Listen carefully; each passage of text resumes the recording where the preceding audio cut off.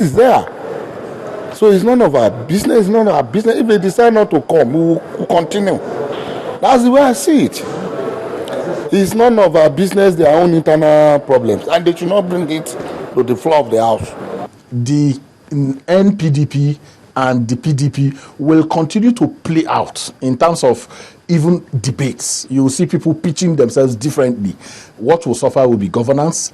What will suffer will be lawmaking. What will suffer, because politics will take the center stage. So except citizens begin to put the pressure and say, look, insulate yourself from, which is also very difficult, but insulate yourself from the challenges that your political party has, and understand that you have been put in there to make laws for the good governance of the whole country. And I hope before we come back from this oversight function, we'll be able to put everything behind us and continue with the level of transparency and that familyness, that brotherlyhoodness that exists between us, will be kept alive, and our interest to serve this great nation will be, our priority.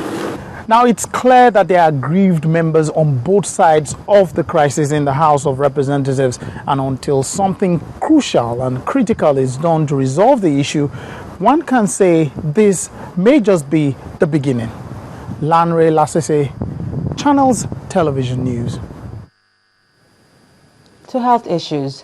Malaria is one major disease that has killed and continues to kill millions of people daily.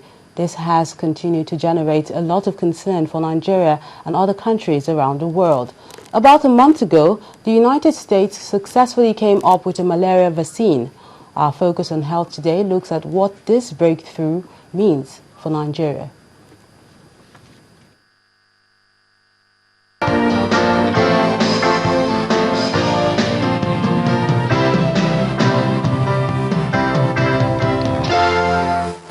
Malaria is a life-threatening disease caused by parasites transmitted through mosquito bites. Stagnant water and dirty environment can also lead to malaria infection. Going by the World Health Organization's report in 2010, malaria caused an estimated 660,000 deaths, with an uncertainty range of 490,000 to 836,000, mostly among African children. Understanding the burden of this disease, the federal government is working to reduce the death rate associated with malaria. So far, since 2010, we have distributed almost 60 million long-lasting sectoral kitedness in all the states of the Federation and the FCT. And we are currently working on introducing a nationwide treat, test, and siting. But that will follow after consultations with the governors. More funds have been provided nationally and internationally to combat malaria. More techniques are available to us, and there is more acceptability of the strategies in place. We are moving away from attempting to control it to getting rid of it in its totality. That is progress in our plans. So now we are moving away from just controlling, limiting, to total elimination of the parasite in our shores. Tackling this disease is not only Nigeria's business, as the United States recently conducted an experiment with new malaria vaccines which proved to be safe and can generate an immune system against the malaria parasite in healthy adults. But here in Nigeria, some doctors are not excited about the development. When this new scheme, that there's a new vaccine that possibly will help us to eliminate malaria, I was not too enthusiastic, because knowing fully what has happened in the past. In the late 80s, there was a vaccine developed by a scientist called Patriario. That vaccine was effective, up to 70% efficacy on the field. After some few months and years, the efficacy dropped to less than 20%. So, and the question is, why so? Why? A vaccine is a very expensive venture. It's a very expensive venture, a research venture that is being taken outside the country where malaria is, unfortunately, outside the country where the malaria is not a major problem. The investment of the United States government on vaccine run to billions of US dollars in the last 20 years. Research generally is very expensive, and we do not. That culture of investing into research has not come to play in the country. Right now, there is no vaccine for malaria. There's no vaccine to protect us against malaria. We should develop our herbal medicines from around us for treating malaria. If we are waiting for people in America and in UK to develop medicines for treating malaria, then we are jokers, because malaria is not their problem. Malaria is our problem. Dr. Jinadu is hopeful that Nigeria will soon come up with their own version of the malaria vaccine. The malaria vaccine will start off very expensive, except subsidized or donated. And therefore, one expects that the developed world would be the first beneficiaries, the first set of beneficiaries on a large scale. But our children, especially the under 5s, are in need of that vaccine. And of course, those who are immunosuppressed, those who have cancers, the elderly, might be next.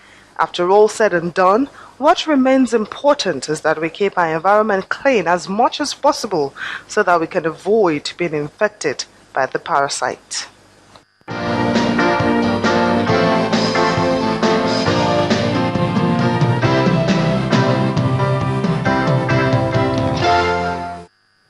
The interview with fire-spitting former Niger Delta militant Asari Dokubo is now the main talking point on Channels Television's online platform.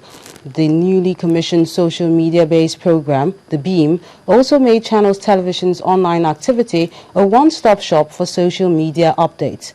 In this next report, our online correspondent, Victor Matthias, tells us more on the trends for the week. 2015 is already a settled matter. Goodluck Jonathan will be president in 2015. Whether they contest or they don't contest. 2015 may not be here, but players are gearing up for what it might offer. This revelation got many social media and online visitors thinking what the polity will look like come the highly anticipated 2015 general elections. The newly introduced social media-based program on Channels Television caught the fancy of the social cyberspace dwellers. The program, which leverages the social media platforms to reach out to users, has become a hotbed for users in the country. Our main purpose here is to protest against the broadcaster as a local organizer of Miss World, and to ask him to stop the event as it violates the Constitution, religion, and also the law of Indonesia. Despite the rage and protests caused by the Muslima Miss World pageant in Indonesia, Nigerian blogs, websites, and people celebrated Obabi Aisha Jibola for being the first foreigner to win the Indonesian-based competition. 2013, Obabi Aisha from Nigeria! There were over 500 entries for the competition, which is strictly for Muslim girls.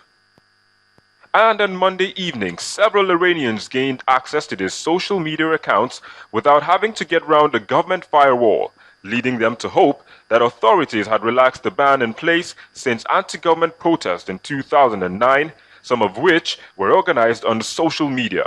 The government has since blocked access, blaming the incident on a technical glitch. Victor Matthias, Channels Television News. We're taking a break now. When News Track returns, 3 women have been rescued from Nairobi's Westgate Mall today in Kenya. You get details on the foreign scene. Join us again. Fun, inspiration, and knowledge. That's what you get from readers, writers, publishers, and the entire book world. Get some interesting reviews, events, interviews, and latest updates from the book world. The Channels Book Club, inspiring you one page at a time. Many factors define your health. Some you can control, while others are simply beyond you. On Health News, we highlight all these factors and through medical experts provide information that will help you take informed decisions on healthy living, nutrition, and keeping fit. get incisive health policy analysis. Health News, promoting good health. Welcome back. On the foreign scene, we begin in Kenya, where